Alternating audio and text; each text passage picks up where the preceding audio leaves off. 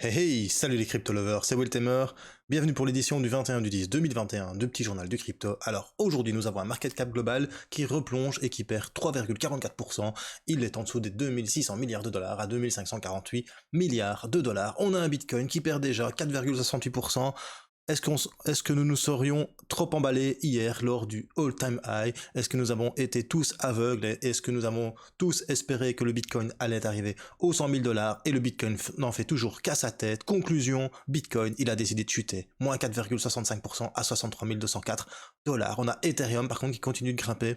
C'est tout léger, hein, 0,38 à 4091 dollars. On a le Binance Coin qui perd 5,53%, le Cardano qui perd 0,96%, Tether toujours en 5e position, et le Solana qui passe en 6e position devant XRP, il gagne 6,63% à 182,72 dollars. Si ça continue, Solana va se retrouver en 3e position devant Cardano et le Binance Coin. On a l'XRP de Jean-Pierre Giffard qui nous fait un 3,13% en négatif à 1,11$. On a le petit Polkadot de Magic War qui perd quand même 2,99% avec un taux à 92 dollars. L'USD Coin repasse en 9e position et le Dogecoin clôture la marche avec une perte de 3,10%.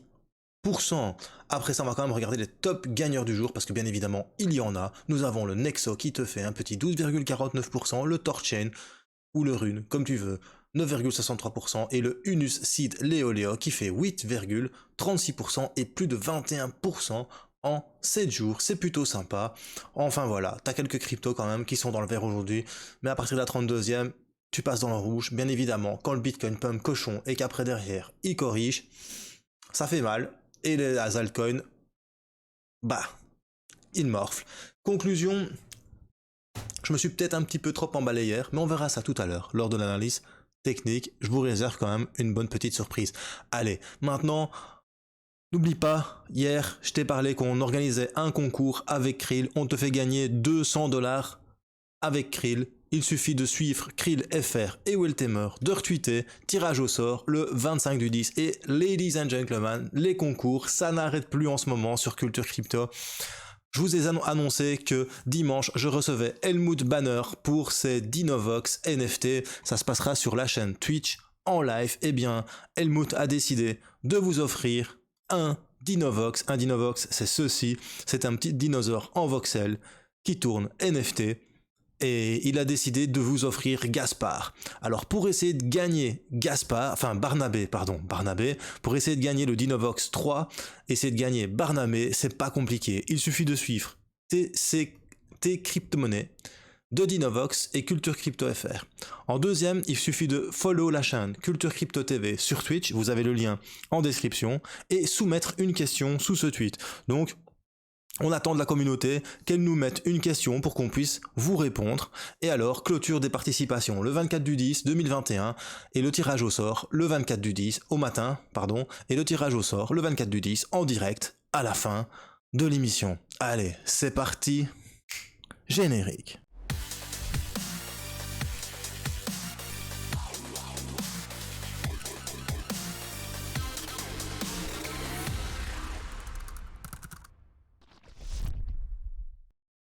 Alors on commence par une petite news, le Shiba Inu est maintenant accepté par une agence immobilière en Argentine. De plus en plus de commerçants utilisent le Shiba Inu et surtout acceptent le Shiba Inu en Argentine. Pourquoi? Parce que suite à son rallye massif, ils espèrent peut-être que le Shiba Inu continue de pumper et détrône le roi des crypto-monnaies, notre petit Bitcoin. Mais voilà, en tout cas, pour le moment, Shiba Inu a vraiment la hype et en voilà la preuve, même des sociétés immobilières en Argentine l'acceptent.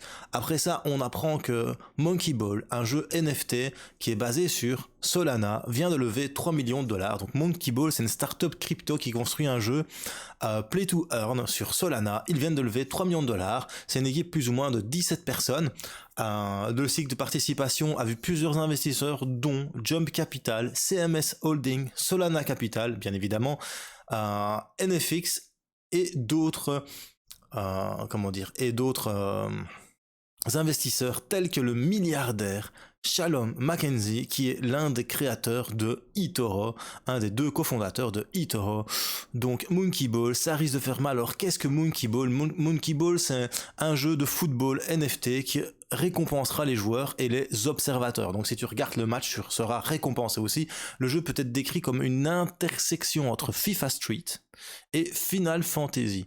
Ouais, on va peut-être avoir un jeu genre ce qu'il y avait sur le Commodore 64 lorsque j'avais 12-13 ans. C'était un jeu de foot ou c'était un jeu de foot genre FIFA Street. Mais il y avait un casque et les mecs étaient habillés en casque, faisaient du roller et c'était assez violent. Je me demande si ça va pas ressembler à ça. En tout cas, les joueurs pourront gagner des jetons Monkey Bucks en gagnant ou en assistant au jeu des autres personnes. Et ça, c'est plutôt sympa. Et surtout, c'est ça l'intérêt des Play to Earn type Axie Infinity. Donc voilà, je pense que c'est vraiment sympa. Monkey Balls à suivre sur Solana, surtout que Solana n'arrête pas de pumper, Solana n'arrête pas de pumper et Solana n'arrête pas de pumper. Qu'est-ce que j'ai fait de ne pas en avoir acheté? Mais on ne peut pas être sur toutes les balles. C'est une blague avec Monkey Ball. Alors après ça, on apprend que IOTA lance des contrats intelligents bêta pour favoriser l'interopérabilité de plateformes. Donc ça va permettre aux développeurs de définir des paramètres individuels pour les frais d'exécution. Une fonctionnalité qui va réduire drastiquement le prix des frais et les rapprocher fortement près de zéro. La fondation IOTA annonce la sortie de cette fonctionnalité de contrat intelligent, mais uniquement en version bêta. Le but de ceci est de résoudre les défis du marché liés aux limitations d'évolutivité et aux frais de transaction élevés de la plupart des blockchains, ainsi qu'à leurs composants qui n'auraient pas encore été vus jusqu'à présent dans l'espace crypto-monnaie. Donc il faut savoir que la fondation IOTA, c'est une fondation à but non lucratif dont toutes ces initiatives de recherche sont open source. Leur but à IOTA, c'est d'apporter la blockchain et le grand livre distribué à tout le monde, tout simplement. Après ça, on apprend que la startup qui alimente Sotheby's Metaverse lève 20 millions de dollars de financement. C'est la startup qui s'appelle Morito. La startup a annoncé jeudi avoir levé 20 millions de dollars lors de son premier tour de table, portant sa valorisation totale à 100 millions de dollars. Morito aide ses utilisateurs à vendre des NFT à partir de leur propre vitrine ou site web. Conclusion, c'est une plateforme de vente d'NFT.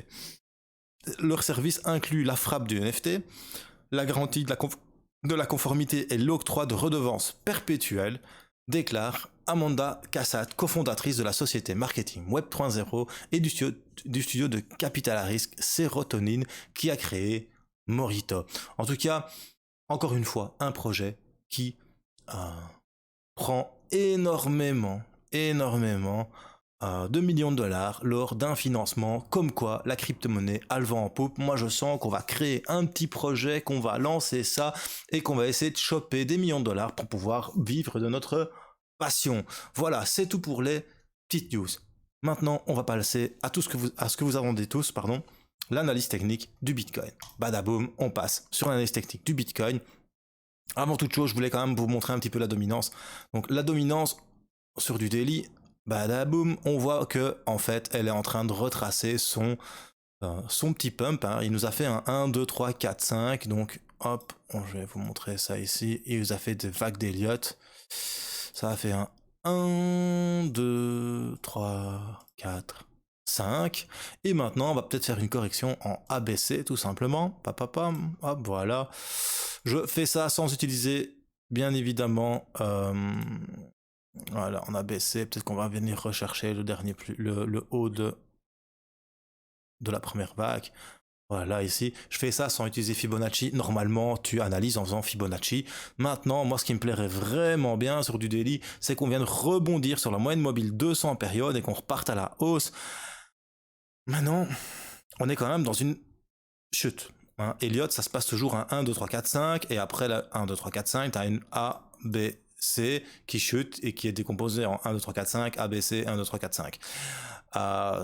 Je pense que la dominance a pris assez bien, le Bitcoin a pumpé. Hier, on a vu les alts monter, donc la dominance a perdu, bien évidemment. C'est pour ça que les alts a monté. On a vendu du Bitcoin pour racheter des altcoins, mais comme beaucoup achetaient du Bitcoin, au final, le prix a été soutenu. Maintenant, aujourd'hui, on voit quand même que les alts sont assez dans le rouge. Et on voit que le Bitcoin, ben, il perd quand même. Hein. Et il perd pas un petit peu, il perd quand même 3,80%. Plus de 2499 dollars, enfin 2499 dollars, 2501 même. Le Bitcoin, ben voilà, après ce massif rallye que nous voyons ici, va forcément corriger. Ça fait depuis le 29 septembre qu'il pump, hop.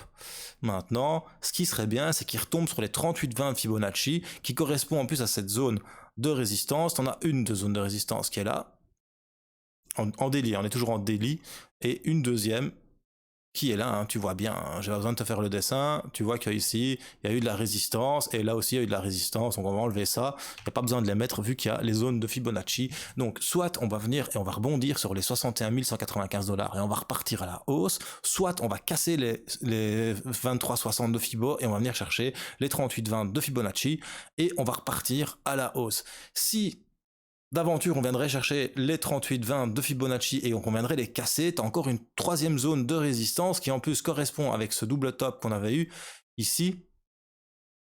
Attendez, j'ai enlevé l'aimant parce que c'est toujours embêtant l'aimant.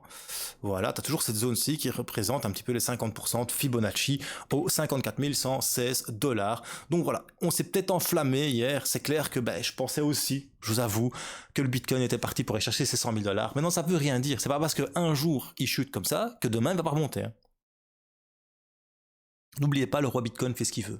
Le roi Bitcoin, quand il décide de pumper, il pump. Et puis entre les pumps, il y a toujours des petites journées. Tu vois, ici, regarde. Ça a pumpé, on t'a fait un haut à 34. Et le lendemain, on est descendu jusque 28. On a perdu 6000 balles. Et pourtant, ça t'a fait un Dragonfly, que tu vois ici. Hein. Donc ceci, ça t'a fait un Dragonfly. Et le lendemain, et les 3 jours qui ont suivi, le Bitcoin a pumpé. Enfin, les 4 jours qui ont suivi, le Bitcoin a pris 32%. Donc, il faut toujours avoir raison gardée.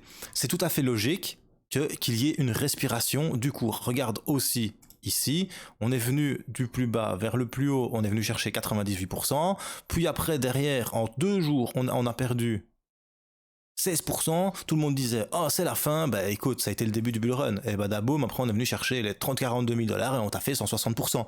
Donc, c'est pas parce qu'aujourd'hui, ça chute, que demain ça va chuter et qu'après-demain ça va chuter. Donc il faut comprendre que on vient de vivre un moment exceptionnel, on est venu chercher un nouveau all-time high à 67 500 dollars. Maintenant, il va falloir que les bulls, les acheteurs défendent le all-time high. Ce qui serait bien, c'est qu'on vienne vraiment rebondir comme on est en train de faire sur le précédent plus haut qui était là à 63 000 et on va voir ce qui va se passer. Maintenant, si ça chute, dis-toi que c'est pas grave, tu sais que le Bitcoin est déjà arrivé à 67 000 dollars, donc c'est intéressant d'en acheter quand c'est plus bas, parce qu'au moins tu es certain que ça peut encore retourner à 67 000 dollars. C'est ça qui est beau avec les crypto-monnaies et le Bitcoin et le trading. Donc ici, on va se mettre en H4. Tu vois vraiment qu'en H4, en fait, on t'a fait le plus haut ici, et que voilà, maintenant on est en train de chuter, mais que t'as la moyenne mobile 50 périodes qui a joué son rôle, bro. La moyenne mobile 50 périodes, elle a tenu le cours. Conclusion, ici maintenant, il y a peut-être une reprise. Peut-être, ça veut pas dire que ça va arriver, mais voilà, c'est comme ça. Maintenant, hier, je vous avais montré quand même qu'il y avait quand même une fameuse divergence haussière sur le Bitcoin, tu te mettais sur du daily, voilà, par contre, le problème, c'est que c'est pas la bonne paire. Voilà. Donc, tu avais une fameuse divergence haussière sur le Bitcoin en H4, on va se remettre dessus. Voilà, tu viens ici, tu fais comme ça, ici tu fais ça, et tu te rendais bien compte que de là à là, ça chutait, et que de là à là, ça montait. C'est ce qu'on appelle une divergence baissière, et je t'en parlais hier dans le petit journal du crypto. Mais bon, moi ce qui m'importe aussi, c'est sur le daily, c'est est-ce qu'on a fait un double top? Est-ce qu'on est venu chercher ici un top, là, hop, et un deuxième top, ici, et que maintenant on va retracer, on va chuter. Écoute, peut-être. Pourquoi? Parce que nous sommes dans un triangle haussier en fait, mais un grand triangle haussier. Et ce triangle haussier, tu peux le dessiner comme ça. On peut le mettre en weekly, ce sera beaucoup plus net, ce sera beaucoup plus beau à voir, ce sera beaucoup plus facile à analyser avec vous. Donc on va sur le weekly, je vais zoomer vite fait bien fait, je prends ça comme ça. Voilà. Alors sur le weekly, tu peux remarquer qu'en fait, on a presque fait un double top. Maintenant, bien évidemment, ce n'est jamais au dollar près.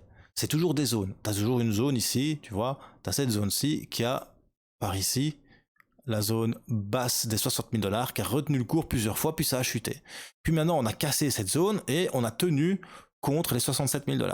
Et c'est en train de corriger. Maintenant, quand tu regardes en weekly, c'est pas fin du monde. Hein. Maintenant, voilà, c'est en train quand même de faire une mèche, enfin, un chandelier qui ne me plaît guère, ça c'est un chandelier de retournement. Eh bien, s'il y a le chandelier de retournement qui arrive, c'est pas grave. Pourquoi? Encore une fois, on vient d'un triangle. Hop, ça a fait ceci, on est venu taper là, on est monté, et bien maintenant, ce serait bien qu'on vienne taper là, en correspondance avec les deux plus hauts là, plus ou moins à 51 000 $, et puis qu'on vient à la hausse et qu'on casse le dernier top à 67 000 et qu'on reparte à la hausse, tout simplement. Voilà ce que moi j'envisage. Donc en fait, on est dans un gros triangle haussier weekly, parce que tu vois vraiment bien le point ici, ce point-là, hop, d'ailleurs, je l'ai mal mis. On va faire ça un petit peu plus net. Voilà, et tu vois que ici, on a créé un support, enfin une résistance qui forme un triangle. Ceci, ça fait un triangle. C'est du weekly, donc forcément que c'est une zone assez grande, parce que chaque bougie représente une semaine. Tu vois, donc forcément, il y a eu de l'oscillation entre le prix maximum et le prix minimum du cours pendant la semaine. Donc voilà, je pense sincèrement, ici, on a fait en fait une tentative de breakout. Hop, si tu veux vraiment être précis, du dernier plus haut, on a fait une tentative de breakout. Maintenant, on est en dessous. On va peut-être retracer sur l'oblique descendante ici, venir chercher ici les deux plus hauts qu'on avait eu à ce moment-là, attends, je vais prendre une ligne, comme ça va être beaucoup plus clair pour toi. Voilà, on va peut-être venir chercher les 52 000 $, rebondir sur les 52 000 $ et repartir à la hausse, et breaker ici quelque part, là, hop, le dernier plus haut qui soit 67 000 $, et enfin, ce fameux triangle ascendant, et ce serait to the moon, bro. Voilà, c'était Will Tamer pour le petit journal du crypto. Si t'as bien aimé, un petit pouce bleu. Si t'as pas aimé, un petit pouce rouge. Et surtout, bro, n'oublie pas, pose des questions, partage un max, je réponds toujours à tout le monde. Et choose life, choose freedom, et choose Bitcoin. Peace, my bro.